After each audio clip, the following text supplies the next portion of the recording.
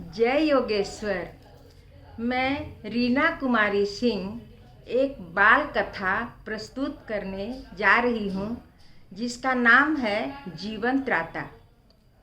शहर के न्यायाधीश रमेश को आज 15वीं बार सजा कर रहे थे।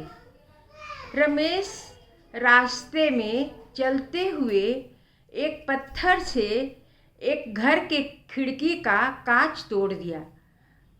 घर के मालिक का 100-150 का नुकसान हुआ। रमेश के लिए यह कोई नई बात नहीं थी। किसी के घर का कांच तोड़ना, बिना किसी कारण के किसी से हाथापाई करना, गालियां देना, यह उसका काम था। सब जानते थे कि वह बहुत शरारती और सरफिरा लड़का है।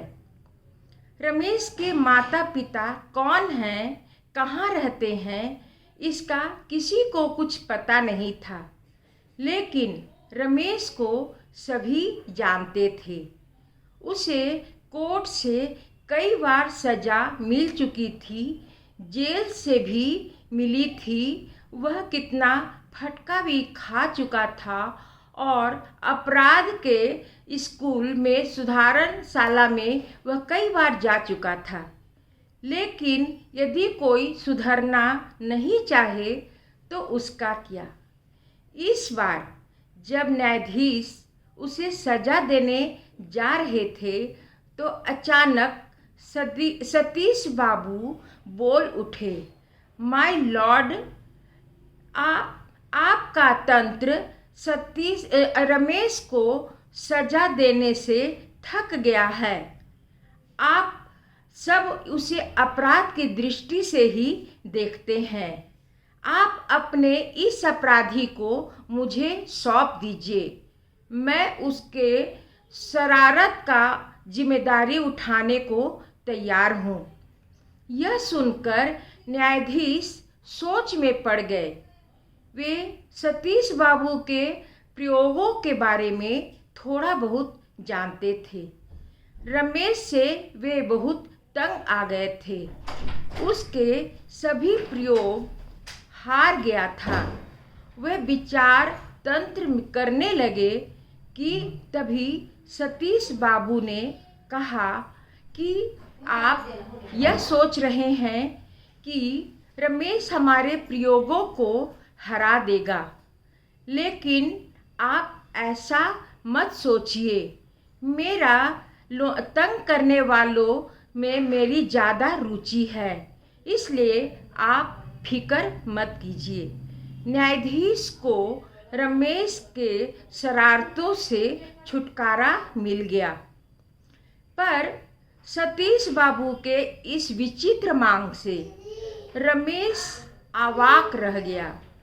वह पिछले 7-8 वर्षों से बहुत शरारती और अपराध वृत्ति में डूबा हुआ था। उसके साथ सभी निंदा, आलोचना, भर्त्सना करते थे।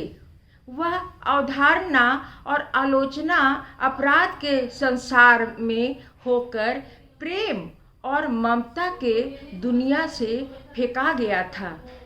वह कटघरे में खड़ा था। तभी सतीश बाबू आए और उसके हाथ में अपना हाथ रख दिए और उसे प्यार से अपने घर की ओर ले जाने लगे। रास्ते में दोनों मौन ही रहे। शहर के थोड़ी दूर में ही सतीश बाबू का आश्रम था। उसमें 3-4 झोपड़े थे। झोपड़ी के उनके आश्रम के आंगन के कंपाउंडर के दीवार पर शरारती और बहके हुए ऐसे सूचक शब्द लटके हुए थे। सतीश बाबू ने रमेश को अपने आश्रम में ले गए और अपनी झोपड़ी में ले गए। वहाँ चटाई बिछाई और उस पर उसे बिठाया और बाजू में खुद बैठ गए। अब रमेश एक नई दुनिया में आ गया था। वह शांत था। उसके मन में सतीश बाबू के विचित्र परंतु प्रेमल मनोभाव का मनोमंथन उनके हृदय में चल रहा था। तभी एक स्त्री आई।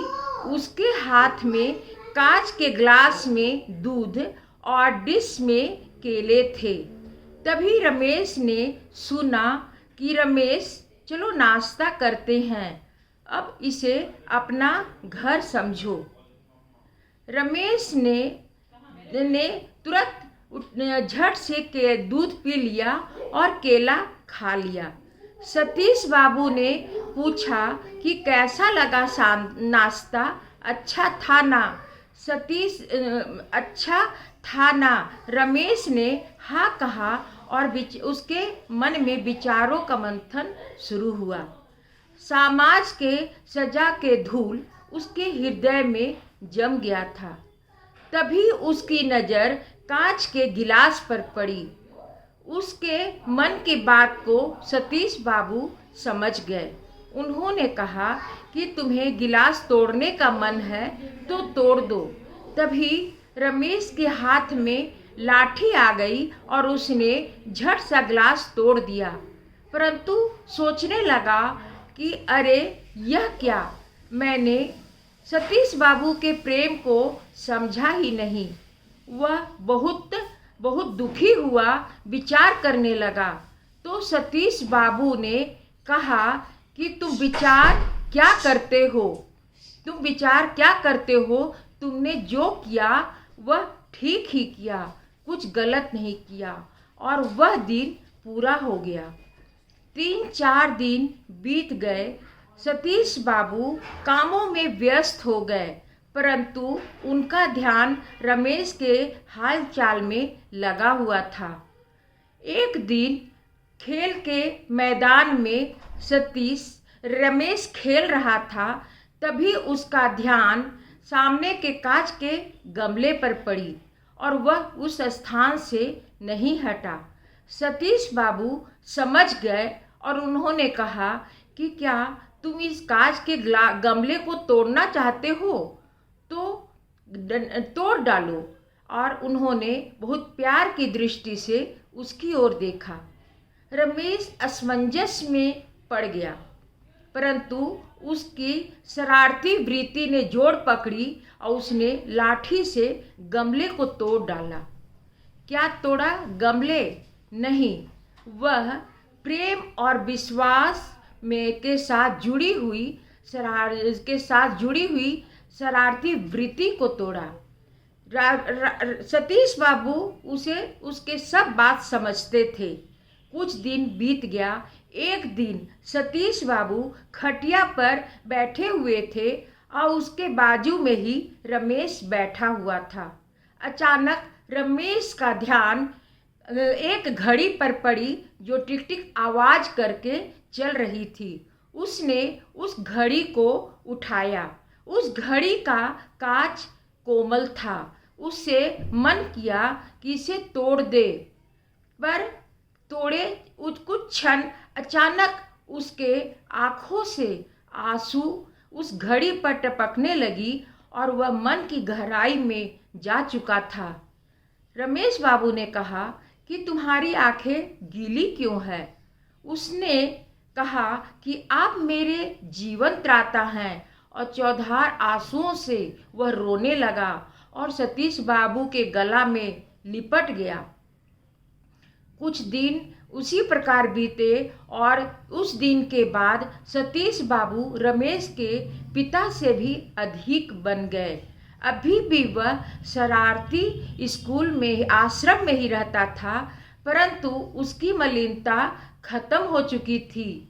अब कुछ भी नहीं बचा था और वह सतीश बाबू जीवन दाता के प्रेम और विश्वास में उसका जीवन घिर गया था, आलोकित हो गया था। और अब वह सतीश बाबू का दाहिना हाथ बन गया था। उसका सतीश बाबू के प्रेम और विश्वास उसका अविभाज्य अंग बन गया था। धन्यवाद।